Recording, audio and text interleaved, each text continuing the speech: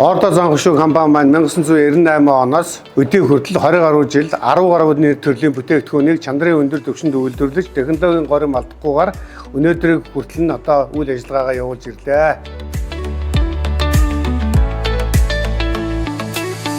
За манай сүйд бүтээгдэхүүн маань 2008 оноос өнөөдрийг хүртэл үйлдвэрлэж байна. Тэгээ сүйд бүтээгдэхүүний орц нь болохоор шанцтай байгаа. Тэгээд маслтай сүү орсон элсэн чихрийн агуулмж багтай ийм бүтээгдэхүүн. За дараагийн бүтээгдэхүүн болохоор манай одоо ордо хэвийн боб байгаа. Ордо хэвийн боб маань бол одоо чанарын өндөр түвшинд хийгддэг.